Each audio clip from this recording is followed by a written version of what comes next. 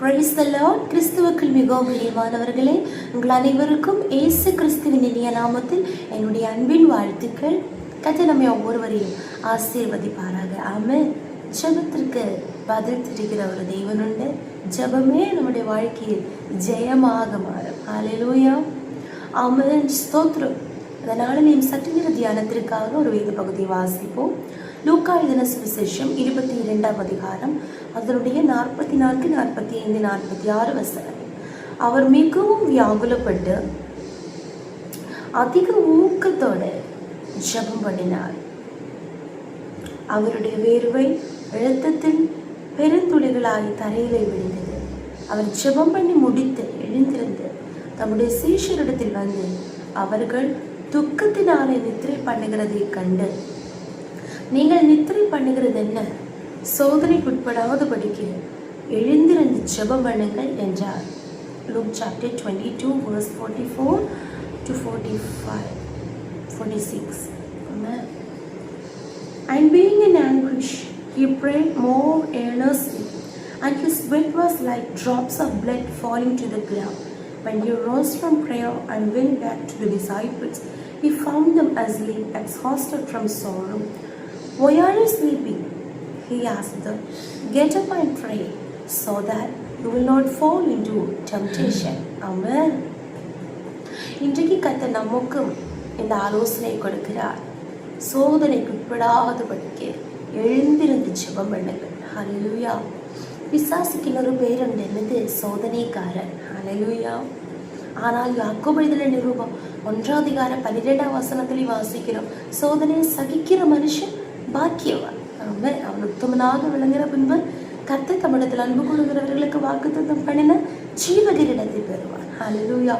அப்போது இந்த பூமியில் நாம் வாழும்போது பிசாசினால் ஏசு சோதிக்கப்பட்டது போல சில சோதனைகள் நம்முடைய வாழ்க்கையில வரும்.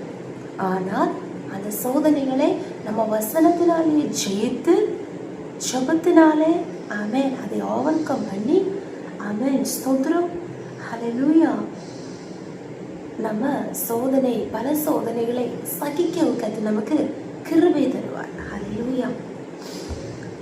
இங்கே 2 ஜெபங்களை குறித்து நம்ம வாசிக்கிறோம். இல்லை, 2 மென்டாலிட்டி.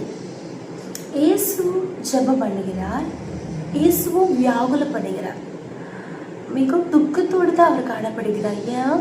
அவர் அனுபவிக்கிற பாடுகளை குறித்து முன்னமே இயேசுவுக்கு தெரியும். ஏன்னா நான் பாடுகள் அனுபவிக்க போகிறார். அப்போ இயேசு இந்த பூமியில் வாழ்ந்த போது 100% அவர் ஸ்தோத்திரம் சன் ஆஃப் காட், தெய்வனுடைய குமாரனாக வாழ்ந்தார், தெய்வனாக இருந்தார். ஆனால் அதே நேரத்தில் 100% அவர் ஹியூமனாக இருந்தார், மனுஷனாக இருந்தார். அதனால் சரீரத்தில் வரப்போ கூட பாடுகளை வேதனைகளை அவர் ஸ்தோத்திரம் முன்ன அறிந்ததினாலே ஒரு வியாகுலம் அவருக்குள்ளே இருந்தது. அவர் வியாகுலப்பட்டு ஆனால் அதிக ஊக்கத்தோடு ஜெபம் பண்ணினாராம். ஆனால் 45ஆம் வசனத்திலே வாசிக்கிறோம், தம்முடைய சீஷர்கள் துக்கத்தினாலே அவர்கள் நித்திரை பண்ணுகிறார்கள். வியாகுலமும் துக்கமும் எல்லாம் சேர்ந்தானே. ஹல்லேலூயா. இன்னைக்கு நம்ம யாரை போல மாறணும்? அந்த சீஷர்களை போல தான் நம்ம இருக்கிறோமா?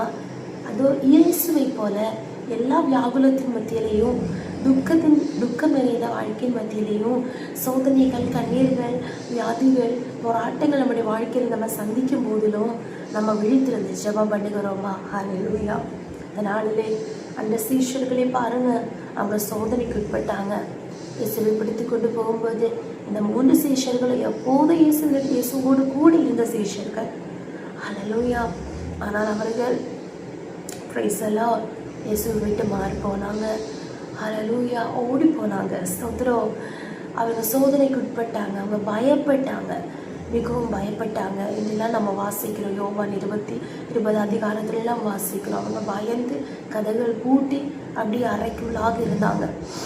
ஆனால் அவங்க அந்த நேரத்தில் விழித்திருந்த ஜெபம் பண்ணி இருந்தால் இயேசுவுக்குள்ளே ஸ்தோத்திரம் வெளிப்பட்ட அந்த வல்லமை அவர்களுக்குள்ளே வெளிப்பட்டிருக்கும்.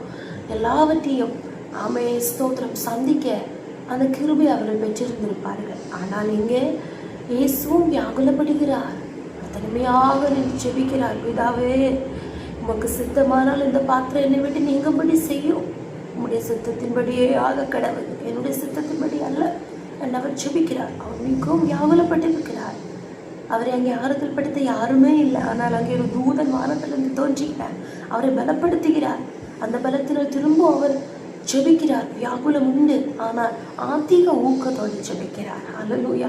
இன்றைக்கு நம்மை பலப்படுத்துகிற தேவ தூதர்கள் நமக்காக இறங்குவார்கள். அன்றைக்கு எலியா சோர்ந்திருந்த போது தெய்வ தூதன் அங்கே இறங்கினார்.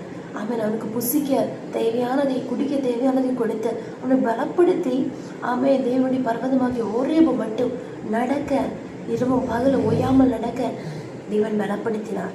அதுபோல தான் இயேசு கிறிஸ்து அவர் மிகவும் வியாகுலத்தோடு பலவீனத்தோடு இருக்கிறார். ஹல்லேலூயா. ஆனால் அவரை பலப்படுத்தும்படிக்கு தூதன் தோன்றி அவரை பலப்படுத்தினார்.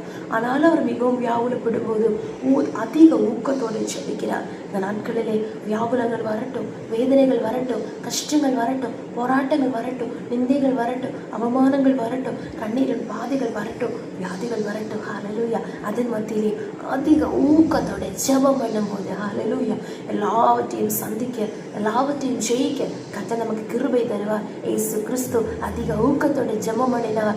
ஆமென். ஸ்தோத்திரம். தேவனுடைய ஆவியின் வல்லமை அவருக்குள்ளே இறங்கினது. எல்லாவற்றையும் சகிக்க அவர் கிருபை பெற்றுக்கொண்டார். மட்டுமல்ல, மரணத்தை ஜெயித்து, பாதாளத்தை ஜெயித்து, சாத்தானை ஜெயித்து அவர் 3ஆம் நாள் உயிரோடு எழும்பினார். ஹல்லேலூயா. ஆமென். ஸ்தோத்திரம். கர்த்தர் சொன்ன வார்த்தையின்படி ஹல்லேலூயா தீர்க்கதரிசிகள் மூலமாய் உரைக்கப்பட்டபடி அவர் உயிர்த்தெழுந்தார். இன்றைக்கு நமக்காக பிதாவின் வலது பரிசத்திலே வீற்றிருந்த பட்சபாதம் பண்ணி கொண்டிருக்கிறார். அன்னைக்கு கர்த்தராகிய இயேசு கிறிஸ்து நம்மோடு இன்றைக்கு பேசுகிறார். சீஷர்களிடத்தில் சொன்ன அதே வார்த்தை, துக்கத்தினாலே நம்ம நித்திரை பண்ணுகிறோமா? துக்கங்கள் நம்முடைய வாழ்க்கையில் வரும்போது பல நேரங்களில் ஆவிக்குரிய நித்திரையை கடந்து வருகிறது, ஆவிக்குரிய மயக்கம் கடந்து வருகிறது.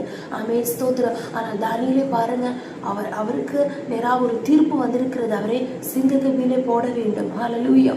நிச்சயமாக நடக்கும், அவருக்கு தெரியும். ஆனாலும் கூட அவர் தன் முன் செய்து வந்தபடியே முழங்காற்படியிட்டு ஜெபம் பண்ணி ஸ்தோத்திரம் செலுத்துகிறார். பாருங்க. ஆமென். இயேசுவும் அதிக ஊக்கத்தோடு ஜெபிக்கிறார். பிரச்சனை மத்தியிலையும் அதிகமாக ஜெபிக்க, ஊக்கத்தோட ஜெபிக்க, விசுவாசத்தோடு ஜெபிக்க கர்த்தர் நம்மை ஒவ்வொருவரையும் ஜெப ஆவியினால் நிரப்புவாராக. துக்கத்தினால் நிறைந்து சோர்ந்து போகாமல் ஆவிக்கிற வாழ்க்கையிலே அதிகமாக பலப்படுவோமாக. சோதனைக்கு உட்படாதபடிக்கு எழுந்திருந்து விழித்திருந்து ஜெபிக்க கர்த்தர் நமக்கு ஒவ்வொருவருக்கும் கிருபை செய்வாராக. ஜெபிப்போம். இயேசுப்பா ஸ்தோத்திரம்.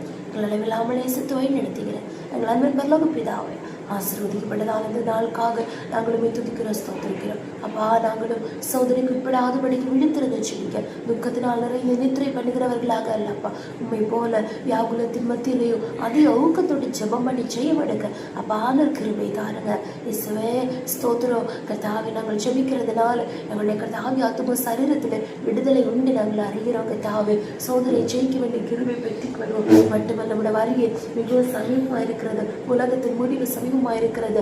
அப்போ எல்லாவற்றிற்கும் தப்பி நாங்கள் ஒழிந்து போக எப்பொழுதும் மனுஷகுமாரன் முன்பாக நிற்க பாத்திரவான்களாக காணப்படும்படிக்கு எப்பொழுது ஜெபம் பண்ணுகிறவர்களாக இருங்கள் என்று அப்பா நீ சொல்லியிருக்கிறேன் ராஜா. எப்போது ஒரு ஜெப வாழ்க்கை எங்களுக்கு நீர் தாருங்க. அதற்காக எங்களை ஒப்பு கொடுக்கிறோம், தாழ்த்துகிறோம். இயேசு கிறிஸ்துவின் நாமத்தினாலே ஜெபிக்கிறோம். எங்கள் ஜெபத்தை கேளு நல்ல பிதாவே. ஆமென், ஆமென், ஆமென். May God bless you.